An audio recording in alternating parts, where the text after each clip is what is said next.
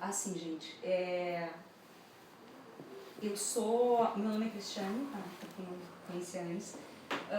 Eu comecei a trabalhar com produção cultural e com jornalismo em 2002, fui alternando até 2013. Em 2013, eu abri uma produtora com a Guadalupe Casal, do Teatro Sarcástico, e esse evento ele faz parte de uma pesquisa que começou em 2012. O projeto dela nasceu em 2012. Em 2013 ela foi contemplada com o FAC das Artes, que é da Secretaria de Estado da Cultura.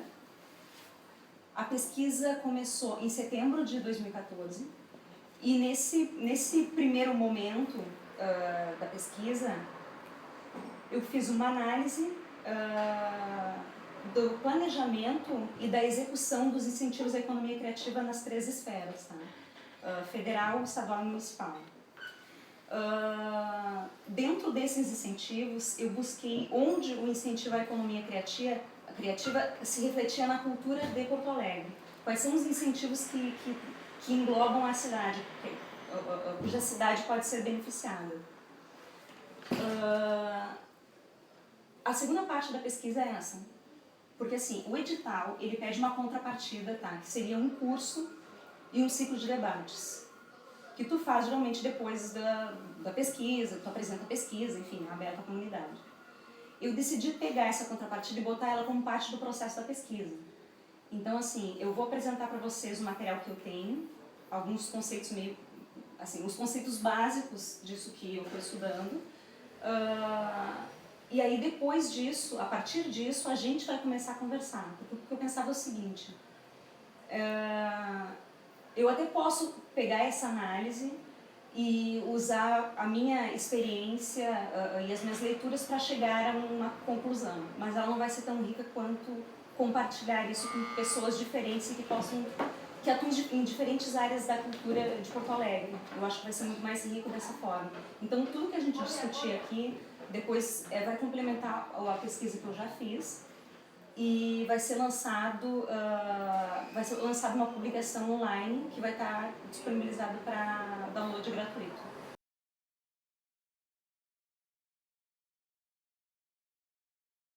Sou escritor e professor de literatura também. Eu sou a Adriana Defente e eu sou que nem a Fernanda Chemalho.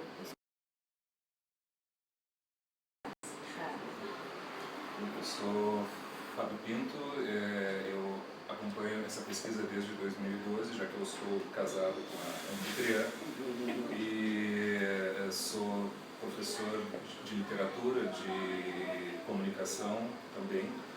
E ela me convidou porque a gente compartilha várias questões, várias angústias relacionadas à cultura, à arte e tal. E vou tentar falar um pouco também sobre a minha experiência, que não é muito, mas acho que pode ser útil. Eu sou Tainá Dada, eu sou diretora de teatro e cofundadora, junto com a Thaís, do coletivo Série Expandida de Artes Integradas. Eu sou a Thaís, cofundadora do Série Expandida com a Tainá, e trabalho com audiovisual e teatro. Eu sou Caí dos Anjos, trabalho com produção cultural e direitos autorais. Boa noite. E eu sou filha do patinete. Tá, então assim,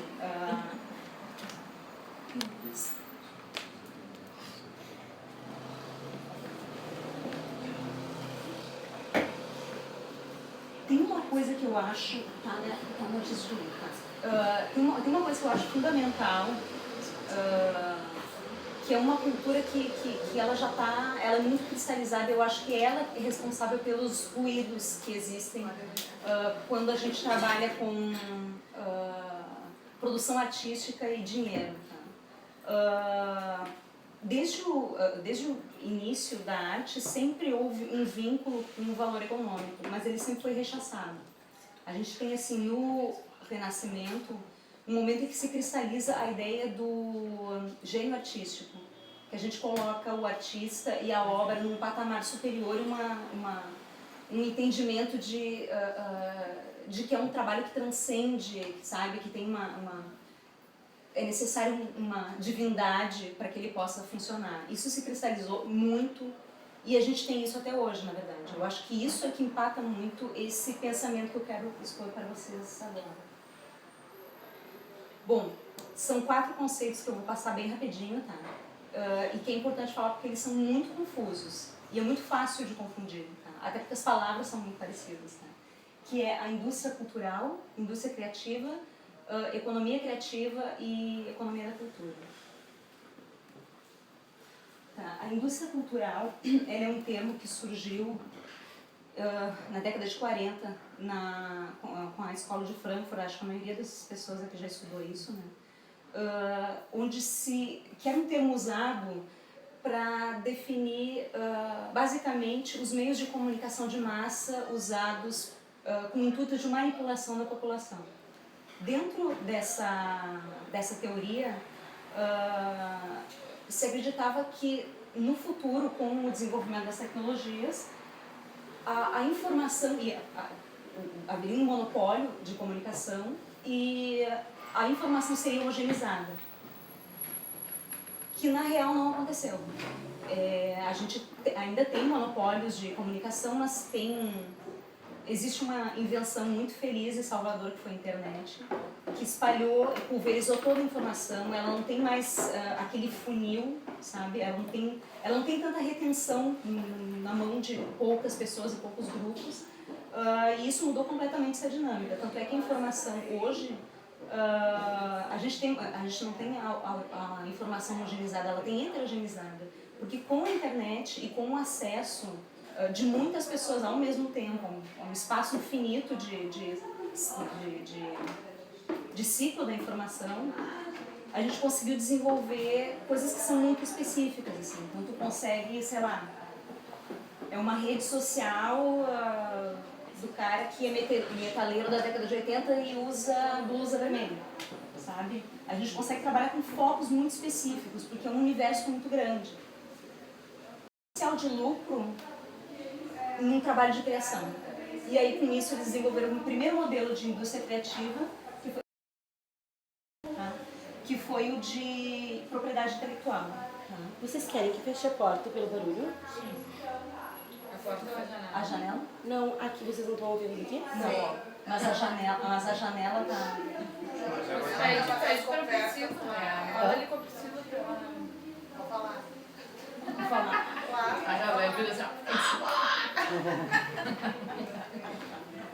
Chega e abre uma cerveja.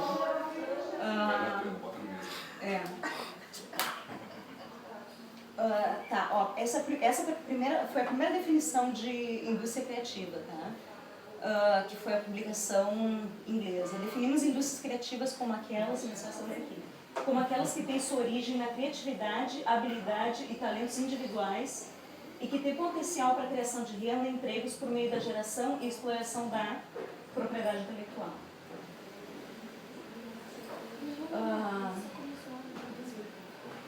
A economia criativa, no geral, ela é a associação do valor simbólico a um valor econômico.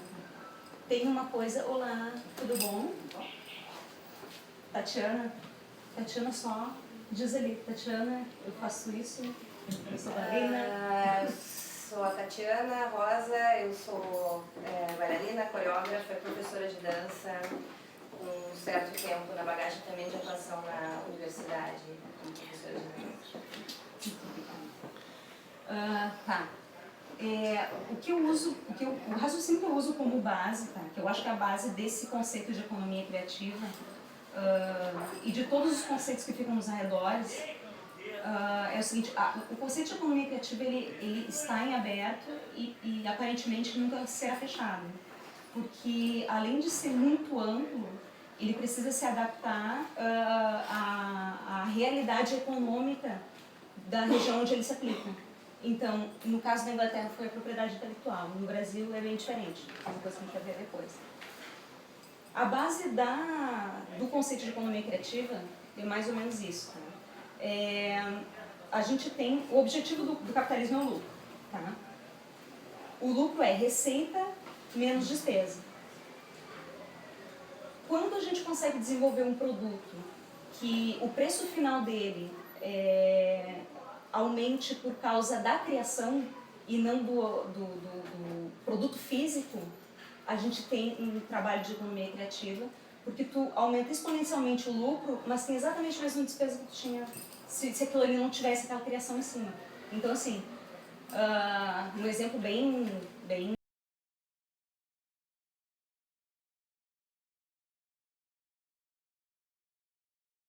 a diferença entre indústria criativa e economia criativa é que a indústria criativa é uma classificação de setores. A criativa faz parte a moda, faz parte a fotografia, faz parte... e a economia criativa é um estudo desses setores e de como eles podem se adaptar nos ambientes onde eles precisam ser aplicados. É como economia em geral.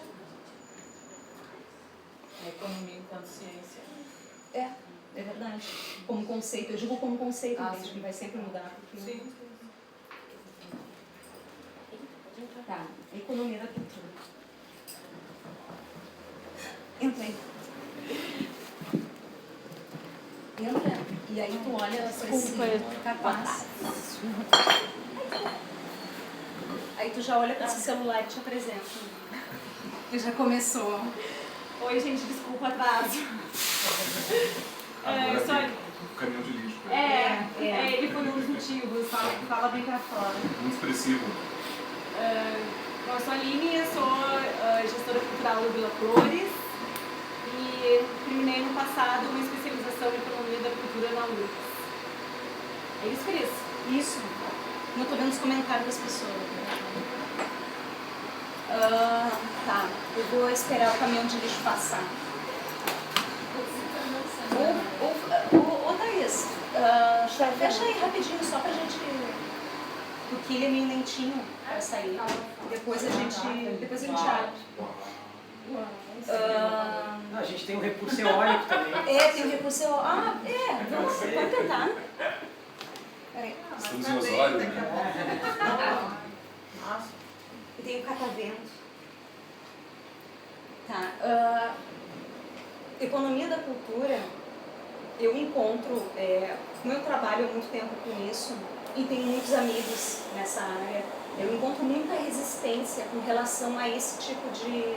a esse termo especificamente, não é nem porque, enfim, tem uma explicação por trás disso que é sempre difícil de trazer, porque a associação de economia e dinheiro passou. A associação entre economia e dinheiro, economia e produção artística parece uma coisa, parece que não casa, mas casa. Assim, a economia da cultura, ela é um instrumento que está a serviço da produção cultural e não o inverso. Não é a produção cultural que tem que se adaptar à economia. A economia da cultura faz uma análise de como a cultura pode circular, mesmo com as falhas de mercado, porque ela é naturalmente marginalizada pelo capitalismo. E a gente que trabalha com isso sabe por quê. Ela não é lucrativa, entende? Dentro de um regime capitalista, o que é sustentável é o que é financeiramente sustentável. Então, dentro dessas regras, a gente não consegue se encaixar. Os autores que eu li, até essa frase aqui é importante, o único argumento de peso que pode justificar a ajuda pública à produção cultural é esse: educar a inclinação estética dos homens e, com isso, eles experimentarão um maior bem-estar. Portanto, os bens devem ser colocados sob tutela do Estado. A lógica desse pensamento é o seguinte: se dentro de um regime econômico tem um setor que ele não consegue se encaixar, mas ele é um setor essencial para o desenvolvimento da sociedade, que é o caso da produção artística, ele é um bem social e, portanto, o Estado tem que intervir. Ele tem que cobrir esses espaços que ficam em branco, que dentro do capitalismo a gente não consegue se movimentar. Eu não estou dizendo que tem que ser assim, tá, gente? A gente tem exemplos aqui de que não precisa ser assim. É isso que a gente vai conversar aqui. Bom, a a economia criativa, a ideia de economia criativa, ela começou assim, a ser consolidada no início dos anos 2000, é muito recente. Mas com a possibilidade de se ter muito lucro com uma despesa baixíssima, o pessoal gostou. E é por isso que o mercado discute tanto isso, não é por altruísmo, ou porque, sabe, se deram conta que eles fazem parte de uma sociedade, porque eles se deram conta de que há uma possibilidade muito alta de lucro custando muito pouco. Em cima disso, teve um relatório de 2010 da ONU, que foi um relatório que ele foi a base do desenvolvimento de muitas políticas, principalmente em países em desenvolvimento. Que é o seguinte: políticas para a economia criativa precisam responder, eu acho que deve estar tapando minha voz, né? Políticas para a economia criativa precisam responder não somente às necessidades econômicas, mas também às demandas especiais das comunidades locais relacionadas à educação e identidade cultural, desigualdade social, os sociais e questões ambientais. Tem que se adaptar ao meio, basicamente. No Brasil, como é que isso ficou? Dentro do plano deles, aqui também vou pegar a frase que está aqui de apoio, definir que a economia criativa brasileira somente seria desenvolvida de modo consistente e adequado à realidade nacional se incorporasse na sua conceituação a compreensão da importância da diversidade cultural do país, a percepção da sustentabilidade como um fator de desenvolvimento local e regional, a inovação como vetor de desenvolvimento da cultura e das expressões de vanguarda, e, por último, a inclusão produtiva como base de uma economia cooperativa e solidária. O foco do planejamento federal, eles optaram por focar a diversidade cultural. Eles entenderam que o potencial de geração de renda e de emprego, em todas as atividades criativas que existem no país, a diversidade cultural é uma categoria que, se fomentada, ela pode reverberar para o resto. Tá? Fazendo análise do plano deles, que até está aqui, ó, se alguém quiser dar uma olhada depois. Tem vários livrinhos aí, coisinhas. Dentro do plano deles, a proposta, na minha opinião, tá, a proposta que eles fizeram, ela bate com a realidade. A gente tem, importante, a gente tem no país uma Secretaria de Economia Criativa. A Secretaria de Economia Criativa fica dentro do Ministério da Cultura. Então, só por esse posicionamento, a gente já consegue enxergar o direcionamento da política de um determinado lugar. O MINC, e para quem trabalha com isso já tem uma boa ideia, ele trabalha com muitos editais e propostas muito diferenciadas uma das outras, assim. E inclusive contemplando sociedades específicas que têm algum problema para se inserir num circuito artístico, tá? Então assim, tem edital para cultura cigana, sabe? Na minha opinião, é coerente com o discurso que eles fizeram. Esse relatório é de 2011 e o planejamento é até 2014. Não saiu um novo. Para mim, está batendo a proposta com o que foi feito. Tá. Como é que é o formato aqui do Estado? A gente não tem Secretaria de Economia Criativa, tá? Mas a gente tem a Secretaria de Economia da Cultura e dentro dela ficam as iniciativas de economia criativa. Só por isso também a gente consegue entender o direcionamento que o governo do estado deu para esses projetos na área. Tá? No estado eles têm basicamente 2 projetos de economia criativa, que são voltados especificamente para a economia criativa. Um deles é o RS Criativo, que já começou, eu acho que já deve ter quase 2 anos, e que fez algumas parcerias para levar pessoas da comunidade artística para feiras fora do Brasil, enfim, para ter uma circulação desse know-how para investir na capacitação, tá, dos agentes criativos. E A segunda iniciativa é o Criativa Birô. O Criativa Birô, na realidade, ele está dentro do plano nacional, mas ele acontece com convênio com Estado e Prefeitura. Né? Já tem outras capitais o Criativa Birô, e eu falei, enfim, a principal delas é o Rio Criativa, eu acho, que funciona melhor, assim, eu conversei com eles. E a proposta do Rio Criativo, ela obedece essa diretriz do fomento à diversidade cultural. Então, quando tu chegar no Rio Criativo, tu vai ter mais oficinas com capacitação na área técnica, artística, para elaboração de projetos. Ele é mais focado nisso. Tá?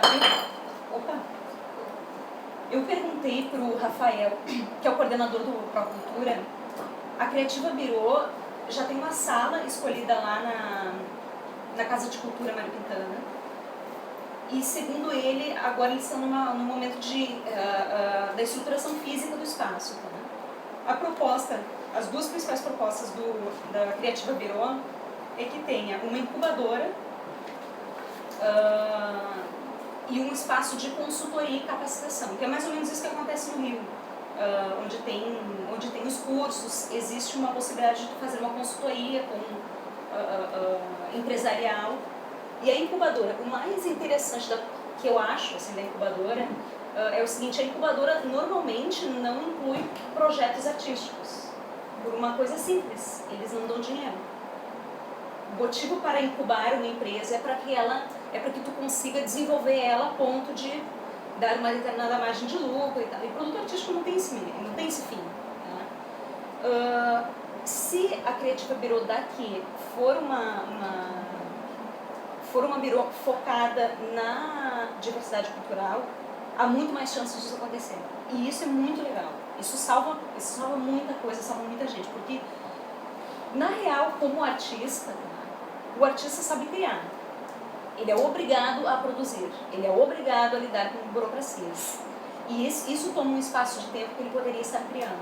Então, se o projeto dele for incubado e ele descubra que tem, em vez de fazer uma determinada coisa com 10 passos, ele faz isso com 2 passos. Isso facilita muito a vida dele, dá mais tempo para ele. E não é necessariamente uma incubação para lucro, é para que aquilo ali funcione. Então, o Rafael me disse que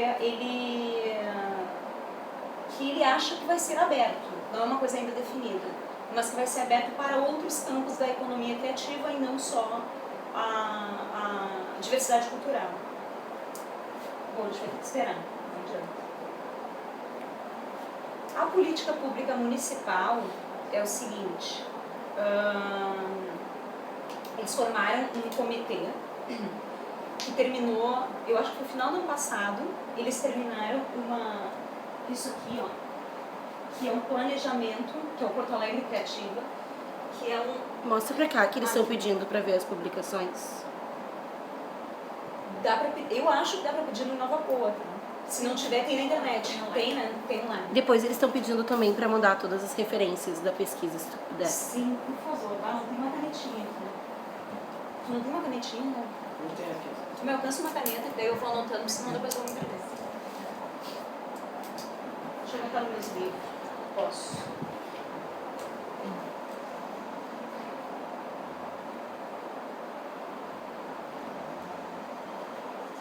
Que nem aquele livro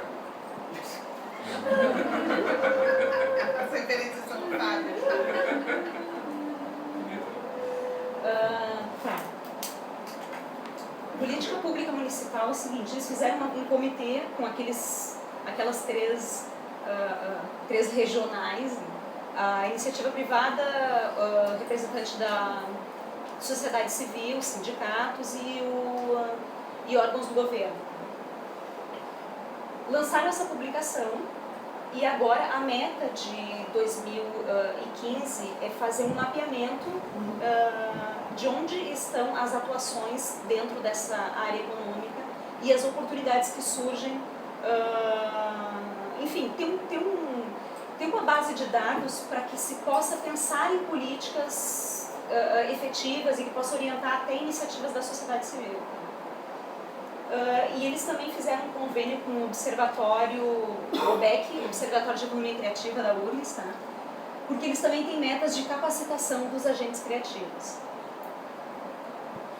A proposta do Porto Alegre Criativa, ela não é como é o do MINC e o da Secretaria de Cultura. Ela é ampla, porque a proposta do MINC e na Secretaria de Cultura, o Rafael me disse que não era essa a proposta, mas eles estão fazendo, na minha opinião. Eles concentram no fomento à produção cultural. Tá? O foco de Porto Alegre não é a produção cultural. Isso não quer dizer que não esteja dentro dos planos, está, mas ela está dividindo espaço com todos os outros setores. Aí eu vou dar minha opinião, tá? Diante do que já aconteceu. A gente tem um polo, o primeiro polo de economia criativa foi inaugurado no ano passado, eu acho, né? Que é numa unidade do IPA, lá perto do DC Navegantes, onde eles escolheram 10 empresas, 10 empresas não, eles escolheram 10 projetos, pré-projetos, porque eram só ideias, são coisas assim muito incipientes, para incubar e desenvolver. O nome desse polo é Tecendo Ideias, né?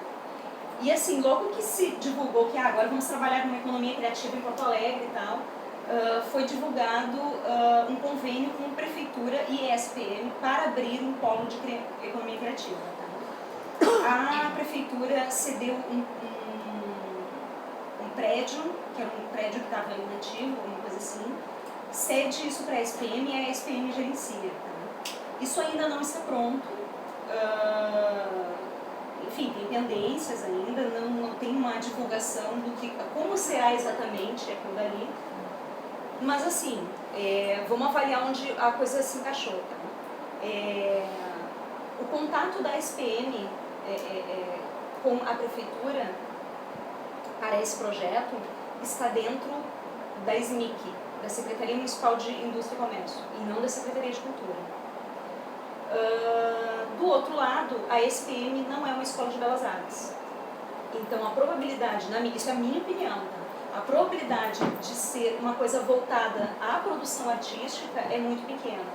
Talvez tenha, acredito que tenha, mas que seja assim o principal, o fomento, eu acho que não. Tá?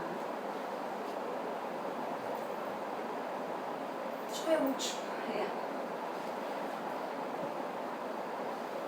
Por que eu resolvi fazer essa pesquisa? Tá? Porque, na minha opinião... Tem outro slide. Sim, não, mas eu queria deixar isso aqui primeiro. Eu quero deixar isso aqui primeiro.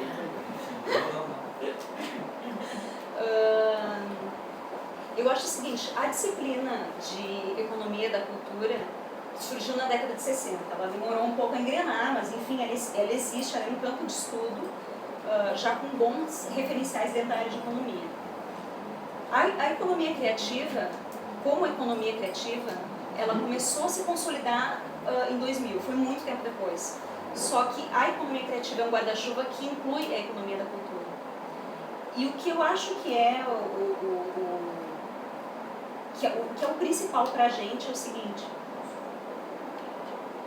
a produção artística e a criação passaram a ser vistas com outros olhos pelo capitalismo e pelo mercado, através da economia criativa.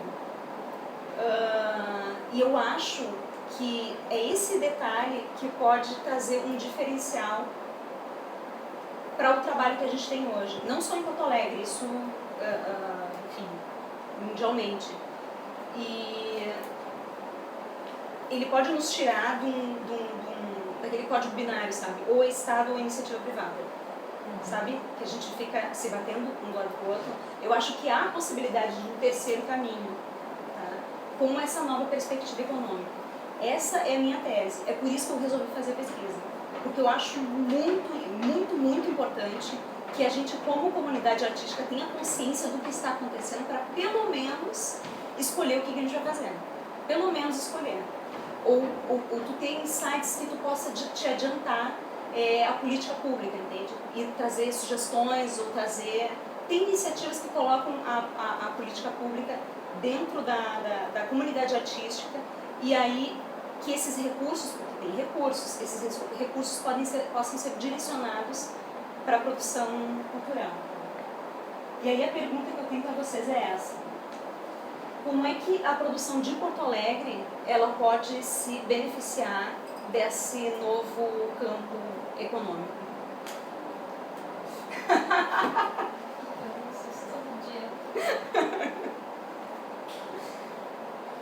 Todo mundo entendeu os conceitos? É tranquilo? Entender na hora que tu explicou, eu entendi. Logo em seguida Agora já deu confundi bagunça. tudo de novo. Não, mas mais ou menos eu me guio assim pela ideia de que são ciências, né? No momento que tu fala cultura, criatividade já está abrangendo publicidade, né? Outras áreas que não são exatamente a cultura. Sou filha de uma economista, pena que ele não está aqui. Não tem alguém da área da economia aqui? Não tem. Pois é, se tu tivesse mentido. Todo mundo tem que lidar Eu com não eles. sei, eu tenho que parar um pouco, pensar comigo. Pai, eu não imaginei que eu ia ter resposta pronta. É que eu acho que também tem uma coisa diária, né? Ainda que todo mundo trabalhe com produtos culturais, as áreas são muito específicas. Né? Eu vivencio, como sendo expandida, duas coisas muito diferenciadas, que é o teatro, que, guardadas as suas proporções, né? Tu consegue fazer de qualquer jeito, se tiver uma ideia genial com a tua... Eu posso fazer. De alguma forma sai. E cinema, que não dá. Né? Não dá. Não Sem sabe. dinheiro não dá. Tu faz 1, 2 curtas, sei lá, sem dinheiro, e tem uma hora que tu tem que parar de pedir favor e conseguir dinheiro. E aí, eu tava te falando, hoje passei a tarde inteira falando com um amigo sobre isso, né? Daí, como fazer o cinema no Brasil e conseguir viver disso? Pra mim isso é um dilema. Tem várias pessoas que conseguem, mas sei lá, 10% das... E tu sabe que os incentivos ao audiovisual são muito maiores, né? Sim, e aí pior é isso, eu acho que a gente cai num outro problema que é, eu acho maravilhoso, graças a Deus que a gente tem, nunca conseguiria fazer cinema sem isso, mas será que esse é o único jeito, né? Aí pensando em Porto Alegre, né, especificamente, tô falando da minha área, cinema, tá gente? Não é uma pouco que eu falo pra caramba. Por exemplo, curta-metragem, que é uma coisa que todo mundo começa fazendo cinema. Aonde eu vou passar? Esse é o maior distribuição. Aí é festival que, né, quem é que vê festival? Só as pessoas que estão no lado virtual, dele. E televisão aqui, a gente tinha, nem sei se eu tô dando spoiler, mas enfim. A gente tinha um canal que era bem ou mal um jeito de fazer e viabilizar, fazer curta-metragem, que era histórias curtas. E quem tá no meio sabe que tá numa areia movediça, ninguém sabe o que vai acontecer agora, porque mudou grade, o orçamento diminuiu, enfim. Era o único lugar que a gente tinha espaço na TV aberta para botar curta-metragem, não se sabe o que vai acontecer. Aí, não é só no cinema que o orçamento está sendo. Claro, claro. A gente fala de cultura, em geral, eu aproveito até esse gancho para dizer sim que estão surgindo alternativas sem ser o financiamento público ou privado, e eu tenho um case bacana que é o crowdfunding, que é o financiamento coletivo, e eu acho que tem funcionado para diversas áreas, inclusive para o cinema também. A gente tem cases fora do país que já arrecadaram milhões em projetos independentes, assim, que superaram até a expectativa do seu realizador. Vai lá, um cara pede $200 mil e consegue $1 milhão, porque aquela demanda existia de uma forma reprimida e que, de uma certa forma, de meios convencionais, ninguém acreditava, por uma possibilidade de risco de uma produção, de um eventual prejuízo. Então, no final das contas, eu acredito sim que com essas dificuldades as alternativas vão aparecendo. Eu me enquadro nessa alternativa que é o financiamento coletivo. Atualmente a gente tem um projeto chamado Estraga Seu Show, que é um portal de crowdfunding, né? E pelo que eu tenho visto, assim, a gente tem ajudado a tirar projetos do papel, de músicas e projetos culturais, assim, voltados à parte artística. E isso é uma possibilidade bacana de ser apresentada ao público, às pessoas que estão nos ouvindo também. A gente teve um case muito bacana para usar de exemplo, que foi o Vitor Ramil. Ele tinha um patrocínio de uma empresa privada, assim, durante o ano todo. Isso já estava definido e nos 45 do segundo tempo eles entraram em contato com o artista e falaram, olha, aconteceu isso, aquilo, a gente tem X e não Y. Só que esse X era 70%, 80% a menos. Olha, a gente tinha 10, agora a gente tem 1. Isso. Então não Tem problema? Tem um problema? O artista, exatamente, isso, dá pra fazer, vamos fazer. Não, peraí, não. Tinha todo um cronograma, um organograma assim, uma produção, pessoas envolvidas, não dá pra fazer. Ele simplesmente negou o patrocínio, que era lá 90% a menos, né? Eu acho até que beira um pouco a falta de respeito isso, e eu acho que isso não tem acontecido somente na iniciativa privada, na iniciativa pública também. Tá? Eu tenho exemplos, mas a gente não precisa entrar também em detalhes. Não vou citar aquela ligação lá, vamos fazer com tantos X a menos, com a capa do segundo caderno, com a capa, enfim. E ele veio até a gente acabou gerando essa alternativa e o financiamento coletivo, ou seja, o artista direto com o seu fã, com o seu público que realmente queria consumir o seu trabalho, foi um sucesso. A gente viu 60 mil reais e ele conseguiu 90. Ou seja, a gente acaba percebendo que sim, existe expectativa, existe demanda e não vai ser simplesmente uma iniciativa pública ou privada que vai determinar se o teu projeto vai ou não sair do papel. Então isso é uma alternativa, aconteceu, deu certo, o projeto aconteceu, ele distribuiu para as pessoas e a gente acabou mostrando para o público, né, e fãs e quem queria consumir o trabalho dele, que existe uma possibilidade de se relacionar hoje em dia diretamente com o artista e dependendo do teu potencial ou da demanda do teu produto ali, a gente pode inclusive gerar uma rentabilidade disso também. Que não é só a realização, tipo, eu preciso só fazer esse CD, esse disco, esse livro, por exemplo. Não, existe a possibilidade do negócio passar daquela meta que tu precisava e arrecadar mais do que tu necessitava e conseguir aplicar aquilo ali numa rentabilidade, ou num lucro, ou num possível show que não estava previsto, ou num possível benefício a quem foi ali e apostou na tua ideia. Então eu aproveito esse gancho para dizer sim, que essa dificuldade do nosso cenário político, econômico em relação à sustentabilidade acabou sendo uma alternativa para mim, por exemplo, de conseguir gerar uma startup lá, um negócio que está super dando certo. A gente já tirou diversos projetos do papel, a gente fez shows alternativos, shows que não vinham a Porto Alegre de forma convencional, porque justamente a produtora ou o empresário via risco naquilo, via que aquilo ali poderia não ser um projeto rentável de 100%. E é um ver subjetivo, né? É um minachômetro. Sem dúvida, é um termômetro. Ah, mas não sei quem é esse cara. Exato. Tu não sabe. Ele se surpreende com aquela questão de existir sim aquela demanda. Bastava alguém apostar naquilo, a se arriscar um pouco e não trabalhar daquela forma engessada, convencional de só lucratividade. Sim, existe a possibilidade de lucratividade voltado a processos alternativos. Eu vou puxar um gancho. Eu estou nem a coisa. Primeiro, eu acho que hoje em dia, a gente, como não existe mais uma hegemonia nos meios de comunicação, a própria internet ela faz um nó na nossa cabeça que fica muito difícil de saber. Se eu trouxer esse artista para cá, ele vai vender e vai ficar. Entende? Então tem o outro lado, né? Do produtor, sei lá, sou da opinião produtora. Me aparece a Cel, pô, mas a Cel tá me parecendo caidinha. Será que se eu olhar lá quantas visualizações do vídeo dela, será que ela tá caidinha mesmo? Então é uma coisa que eu sinceramente, não sei vocês, eu fico muito confusa, entende? Volta e meia eu falo com pessoas que não são da nossa área, né? E que perguntam assim, quando eu falo de alguém, sei lá, esses tempos, a própria Jingle Bells agora que tá super na onda, são bons pra caramba, tava todo mundo querendo esse disco, querendo que a coisa no disco é incrível, eu já escutei antes de né? E eu tenho que largar uma merda no meio, senão enfim, né? Tá super em alta. Eu não sei agora em termos de Brasil como é que eles estão, né? Quero que a sensação que eu tenho, o meu desejo de um monte de gente, né? É que os guris super cresçam, que a banda super, né? Mas essa mensurar, né? é difícil.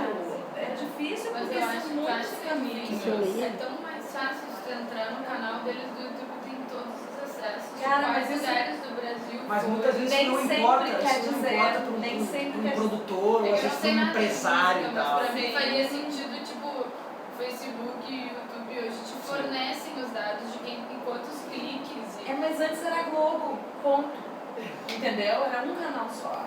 Né? E mesmo se tu considerar Facebook nem era Globo, não era É, tipo, eu peguei uma época que era muito mais simples, gente, sabe? Tô falando assim, em 98 a gente fez um festival que foi uma iniciativa coletiva, era eu, Júlio Manos, Gabriel Manussai, aqui da Formiga, e eram 4, meu Deus.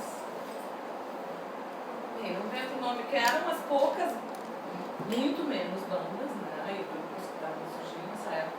E a gente pegou uma temporada que a gente conseguiu, o Júlio tinha conseguido na Álvaro Moreira, e o trabalho era pegar as coisas e ir lá na redação da Zero Hora, porque lá estava o jornalista, era direto, e era Zero Hora, Correio do Povo e...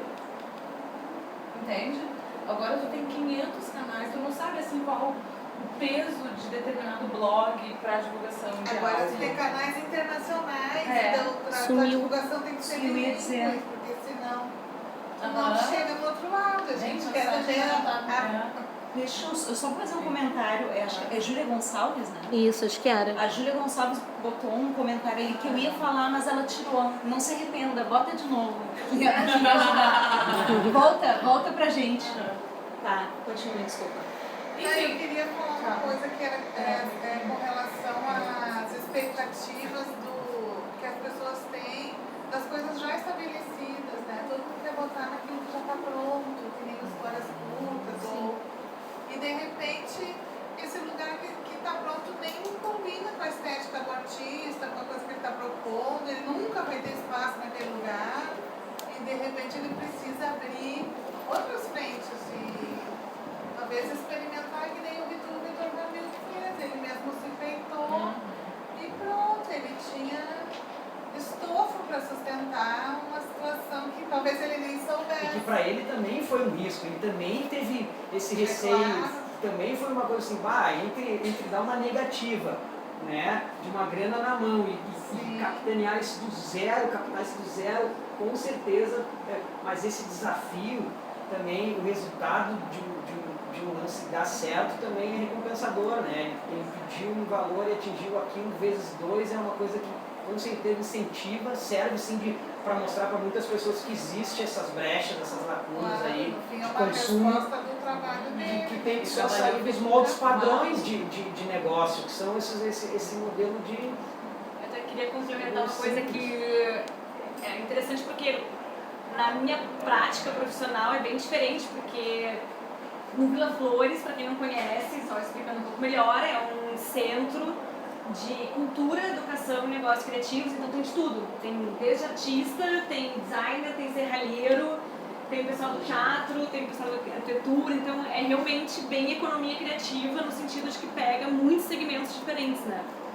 E o que a gente conversa também todos os dias, esse assunto, né, todo mundo tentando se ajudar lá dentro também, né?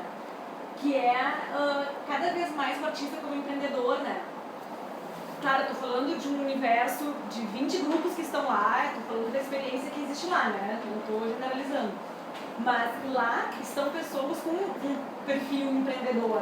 Então, o que eles têm percebido? Muitos ali nem se falam mais lá dentro de edital. Tanto que a gente nunca ganhou um edital, apesar da gente já ter inscrito o nosso projeto em vários. Porque isso, sabe, cada vez mais eles estão pensando nessas alternativas e pensando muito mais no que toda crise é uma oportunidade, né? Então eles estão vendo cada vez mais tirar o intermediário, que ou é o Estado ou é a iniciativa privada, e ir direto para o público. Então, usando números muito superficiais, assim, só para citar como exemplo, a gente está no bairro Floresta. Aí eu entrei no site do IBGE para ver quantas pessoas existem no bairro Floresta, moram na residência. São 16 mil, tá? Cada uma dessas 16 mil, claro, entra dentro de todas as idades, né? Por isso que eu tô falando que é conta de padeiro isso, né? Se cada uma dessas 16 mil pessoas forem nosso público, e frequentarem o espaço e de alguma forma consumirem algum produto criativo, cultural, só aí a gente tem um puto no mercado. Mas aí vem a história do acesso. Como fazer a galera chegar até lá? Então, existe o Facebook, não adianta. Quando sai da 0 hora, no outro dia, tá todo mundo ligando, quero conhecer o Vila Flores. Ainda é. Ainda é. Não vou negar. O cara pode pegar a matéria, Ainda é. rolar um peixe e jogar fora, mas credencia, né? Mas o que eu quero dizer é que, assim, ó, às vezes, talvez, eu fiz o curso de Economia da Cultura e a gente discutia muito isso, a questão da distribuição, né? Então, pra mim, o maior gargalo é esse, porque produção é gigante. Porto Alegre, pra mim, é uma cidade super criativa. Me ligaram das 0 horas, assim, me perguntaram o que eu achava da vocação de Porto Alegre, como um lugar criativo, é super criativo, todo mundo sabe disso, a gente que produz sabe. Demanda, tem demanda, a galera quer consumir, eles querem ir. E tem gente que vai pagar menos, tem gente que vai pagar mais. Agora, o que esses incentivos podem fazer para aproximar esse público? Para mim é o meio. Esse é o meio. Produção tem vários incentivos. Aí vão lá, dão um incentivo para a galera do teatro, dão espaço, dão grana, dão tudo. Cadê o público do teatro? Ele sai, e depois fica com aquilo travado. Isso, o cinema, onde é que eu vou enfiar meu curta? No caso do teatro. Um monte de gente fazendo coisa. Quantos teatros tem em Porto Alegre? Pouquíssimos e tudo. Não, e agora então tá bom. E os particulares, fechado 3, 4 mil reais uma diária. Ou é assim ou é assim, né? O cara quer fazer um show, uma coisa... A gente tem que falar alguma coisa agora. Fica mais isolado. Começou pensando, é assim, ó, Ah, não, aqui tem que se impor.